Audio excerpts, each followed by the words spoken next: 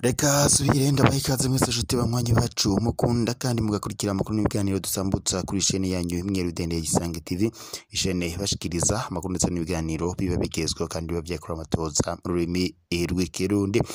Reka rero mbahe ikaze mu makuru yacu yo muri iki gitondo, hakaba ari amakuru na cyane haraza gushimikira ku ngingo nkuru zikurikira. Amakuru yacu turatangurira mu gisata ca politike ngaha mu Burundi, aho umukuru w'igihugu c'u Burundi Evariste Ndayishimiye yafashe urugendo rumushikana mu gihugu ca Leta Zunze Ubumwe za Amerika, aho yagiye kwitabira ibiganiro biriko birarabira hamwe ku mutekano nga mu karere k'ibiyaga binini uhagaze, na cane mu buseruko bwa Repubulika Iharanira Intwaro Rusange ya Kongo. Akaba rero ari buze kuhahurira na mugenzi we w'u Rwanda Paul Kagame. Ni mu gihe kandi mu Burundi hariko harategurwa umugambi wo gutembagaza ubutegetsi bwa Ndayishimiye. Murabizi neza ko mu minsi yaheze ubwo Perezida Ndayishimiye yari afise urugendo rumushikana mu gihugu c'Ubufaransa, aho nabwo yagira ngo yitabe inama y'abakuru b'ibihugu, na cane ikaba ari inama yariko birongowe na Perezida w'Ubufaransa Emmanuel Macron, ndetse ikaba yari no kwitabirwa n'umukuru w'igihugu c'u Rwanda Paul Kagame, ndetse n'umukuru w'igihugu ca Uganda Yoweri Kaguta Museveni, ndetse n'umukuru w'igihugu ca Congo Antoine Félix Tshisekedi Tshilombo, ndetse n'umukuru w'igihugu ca Gabon ca Togo. Ikaba rero yari inama yagira ngo irabire hamwe ku mutekano uhagaze mu buseruko bwa Repubulika Iharanira Intwaro Rusange ya Kongo. Perezida Ndayishimiye akimara kumva iyo ngingo yafashwe n'abajenero yo gutembagaza ubutegetsi, yaciye nawe ahindura ingingo yo kuja muri iyo nama, aca ayisubika giturumbuka. Kuri ubu ngubu rero Perezida Ndayishimiye agifata urugendo umushikana mu gihugu ca Leta Zunze Ubumwe za Amerika, inama y'abajenero yahise itegurwa byihuse, iriko irashaka guhirika ubutegetsi bwa Ndayishimiye.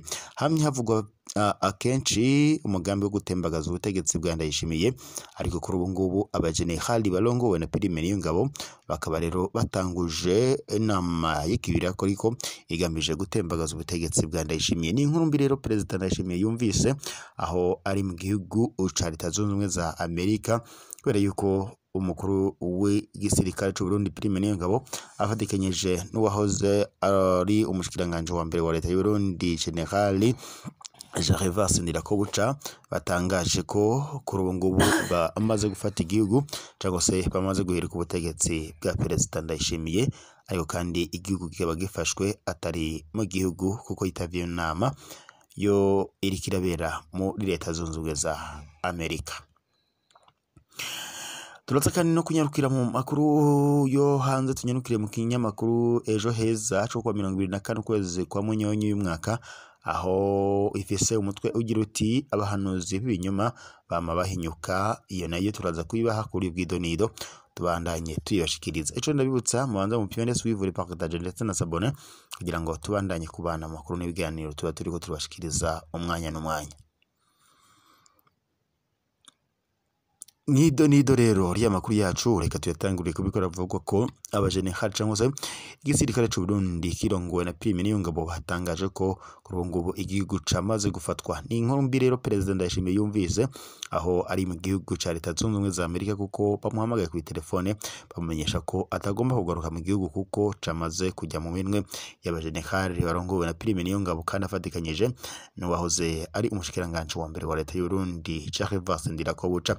Kandi bibaye mu gihe n'ubundi hamaze iminsi hategurwa imigambi yo gutembagaza ubutegetsi bwa Ndayishimiye, ariko ivyo bigapfubangana bivanye nuko Ndayishimiye ubwo bari bashaka kumutembagaza yaciye afata ingingo yo gusubika urugendo rwagera mu mushikana mu gihugu c'Ubufaransa, aho yagira yitaba inama irongowe na Perezida w'Ubufaransa Emmanuel Macron. Ikaba kandi ari inama yo kurabira hamwe uko umutekano mu buseruko bwa Repubulika Iharanira Intwaro Rusange ya Kongo uhagaze. Murabizi neza ko Leta y'u Burundi yohereje ingabo muri Repubulika Iharanira Intwaro Rusange ya Kongo zababa 10,000 ngo zigiye gufatikanya n'igisirikare ca Leta ya Kongo FARDC mu kugarukana umutekano mu buseruko bwa Repubulika Iharanira Intwaro Rusange ya Kongo. Kuri ubu ngubu rero Perezida Ndayishimiye yari yitavye inama iriko irabera muri Leta Zunze Ubumwe za Amerika, abagira ngo naho barabira hamwe kandi uko umutekano mu buseruko bwa Repubulika Iharanira Intwaro Rusange ya Kongo. Perezida Ndayishimiye yumvishe inkuru mbi cane imushikiye aho ari mu nama muri Leta Zunze Ubumwe za Amerika ko igihugu camaze gufatwa, kuri ubu ngubu kikaba kiri mu minwe y'igisirikare c'u Burundi kirongowe na Prime Niyongabo. Mu yandi makuru nuko hari inkuru dufise ifise umutwe ugira uti abahanuzi b'ibinyoma bama bahinyutse. Akaba rero ari icabona cingene abagabo bamye babyifatamwo igihe cose hagize uhemukira umuhare CNDD-FDD intagoheka ndetse n'abagumyabanga kuva mu bihe vy'urugamba. Suko we kandi yarakomeye kurusha abandi, ahubwo icatebeje ingingo y'abagabo nuko we yaramaze kwambara imitamana ibiri, umutamana w'umugambwe ndetse n'umutamana w'umukuru w'igihugu. Inararibonye z'abahumure bo muri Afurika ndetse n'ibindi bihugu bamye bafata mu mugongo umuhare CNDD-FDD mu guha impanuro z'urugamba abagabo bari bawuhagarariye kugira ngo bashobore kuwushikana ku tsinzi. Barahanuye abo bagabo ko integuro zo guhana uwo muhemu zagenzwa agahoro, kuko ngo uwarinze yambara umutamana w'umukuru w'igihugu aba yamaze gutera iyindi ntambwe, ntuba ukimuhana nk'umugumyabanga gusa. Kubwo ukutamenya rero we yabonye ako gacerere k'abagabo yibwira ko yatsinze rurayi. Niho kandi yatangura kwikubita mu gikiriza yiha amazina adasanzwe, ayatamika abakinagizwa biwe ngo bamuririmbe bamushimagize banamuninahaze kumwe abatsinze rugamba bivuga amazina. Kubwo agahimbo kabi ndetse no kwiyumvamwo inkomezi z'uruhendo ntiyatinye kubahuka, ndetse Imana atangura gutegeka abakinagizwa biwe ngo bahindure amajambo y'Imana bayasubirize n'ayiwe bwite. Aho Imana yavuze amateka y'intumwa zayo nyeranda arahafuta ashira amazina yiwe, yerekana ko atayindi ntumwa ikwiye kuvugwa keretse we, kuko inkuba zibiri ngo zidasangira igicu.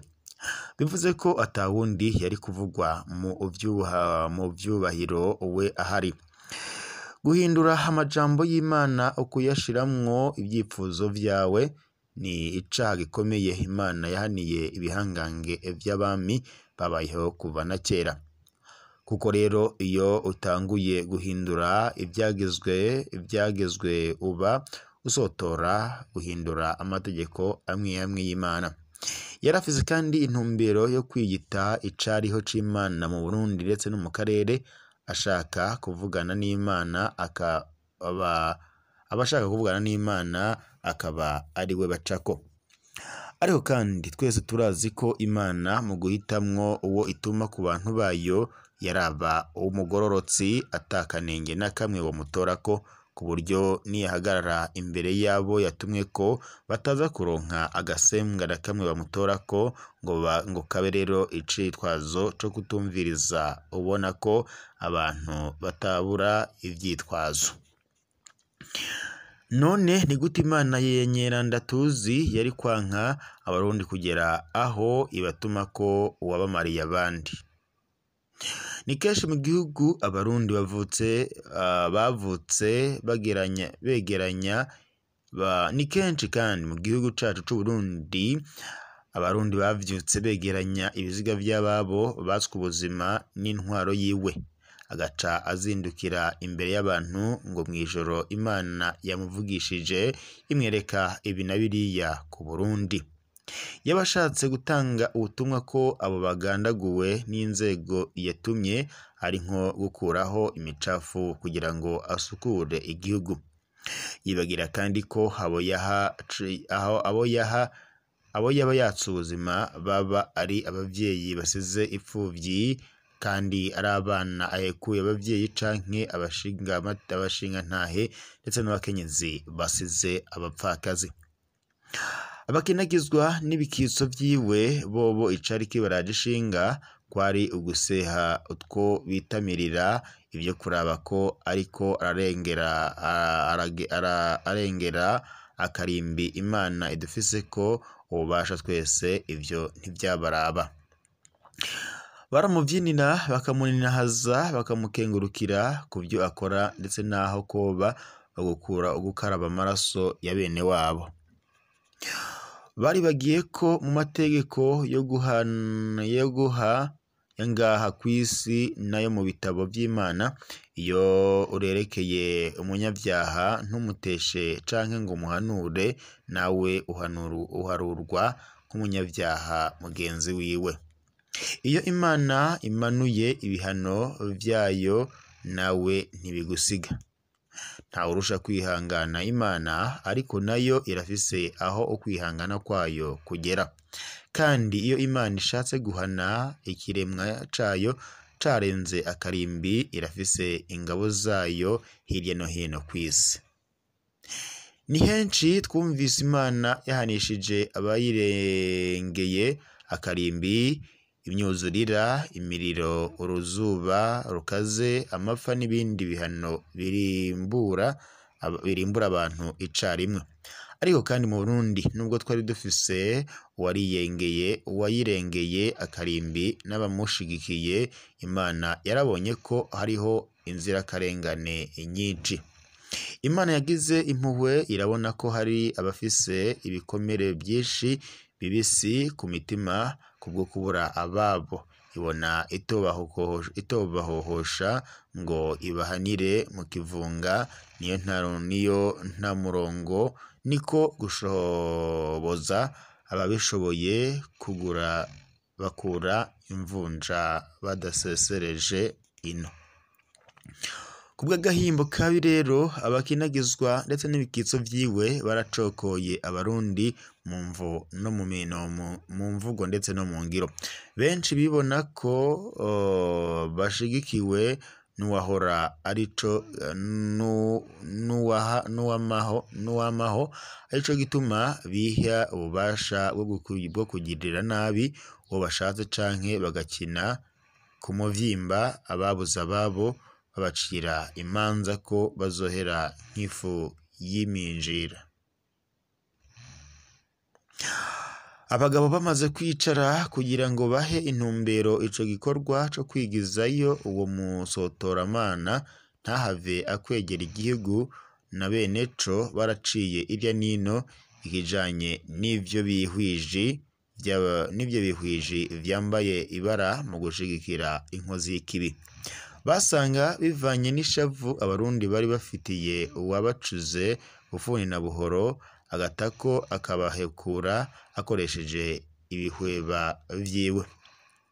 Ntihatangazwa itsinzi y'ikibiriraho, hariho abarundi bazotwarwa n'agashavu bagere ingere ku yindi. Uwo mwihwezo abagabo bawukuye ku vyagira bibe mu mwaka wa 2015, aho hari bamwe mu Barundi baza bamaze kubagura ibihindi izo mbwa kugira ngo babagire ibisiga mihimbiri yari imaze igihe ibabuza guhema, yitwaje kwegamira ubutegetsi. Abo bagabo rero barabonye ko vyogorana gusigurira abarundi bafise ishavu ko ihorihori ngo rimara umuryango, baca biga ukuntu iyo mpinduka yokururutswa mu Barundi bukebuke, hahinduka kamwe ku kandi abarundi bakisanga ibintu vyarahindutse. Habanje kwihutirwa guhagarika ibyo gutora ibiziga irya nino mu gihugu, kuko iryanjavyi yari yabigize ubuhizi, yibwira ko ari ubuhinga bwo gutera ubwoba abarundi kugira ngo bawuyoboke ubw'agahato. Ntiyabona kandi ko yariko arabiba urwanko rukomeye mu Barundi vyari gukwegera n'umuryango wiwe. Hongera kandi hakurwaho ivyo guhora abantu ivyumviro vyabo vya politike, aho atawari acubahuka kuja habona yitwa ko atavuga rumwe n'ubutegetsi. Hongera kandi hakurwaho imvugo zo gusotorana mu banyagihugu binyegeje mu migambwe, kuko ivyo biri mu vyavomera urwanko n'inzigo. Iruhande y'ivyo byose kandi abagabo bakoresheje ubwenge buhanitse bwo kunywanisha abarundi atahandi kw'isi burakoreshwa mu kurondera ivyotuma abarundi bisanga bavuga rumwe ku buzima bw'igihugu, bakabanza kwibagira imigambwe yabatanya. ni imboneka rimwe aho abarundi badasangiye ivyumviro vya politiki bahuriza ku kwidogera abategetsi. Uko guhangayikishwa n'ivyankenerwa bose baburiye rimwe atamwana n'ikinono, abiyita ko bari mu mugambwe uri ku butegetsi ntibaronka aho babisaba, co kimwe ndetse n'abatavuga rumwe n'ubutegetsi. Biruko birafasha rero abagabo kwegeranya abarundi kugira ngo bisange bafise intumbero imwe ku gihugu. Mu bitotomba biragoye kumenya abari ku butegetsi ndetse n'abatavuga rumwe nabwo, bose umurya n'umwe. Uri mu mugambwe uri ku butegetsi aremeranya n'uwo batavuga rumwe ko vy'ukuri ibintu bikwiye guhinduka. Bamwe bagiriza indongozi ko ubutumwa bw'impanuro babwirengagiza, ubu bamwe n'amate aza ariko arakama mu minwa yuma kubwo kuvuga. Mugumuza ishavu rya bamwe mu Barundi, hari ingingo zagiye zirafatirwa bamwe mu bari barimonogoje mu kumenyekana nabi ku butegetsi bw'inyavyi, kuko kwihanira kw'abarundi bafise ishavu vyobaye ibindi. Uru rugamba kuwarusomye hejuru cyangwa se kuwarusomye hagati bizomuvuna gukanura neza abone uko urukino ruriko ruragenda. Ariko kandi mu batakubise urugohe kuva mu ntango barabona neza ko la machette est toujours en marche. Ivyo rero navyo bikaba ari imwe mu ntahe twahawe n'abagabo bakurikiranye bijanye n'urugamba ndetse rw'umuhari CNDD-FDD. Reka dushimire mwese mwari kumwe natwe mu makuru ndetse n'ibiganiro twariko turashikiriza muri iki gitondo. Tube dusozera ngaha, n'ubundi mu kanya turaza gusubira mu makuru araza kuba agezeko. Ico ndabibutsa mu cyende suivre partage ndetse na s'abonner kugira ngo tubandanye kubana mu makuru n'ibiganiro bya misi yose tuba turiko turabashikiriza kuri no chaîne yanyu imwe Rudene Isange TV, chaîne ya YouTube ibashikiriza amakuru ndetse n'ibiganiro biba bigezweho kandi biba vyakura amatohoza mu rurimi rw'ikirundi.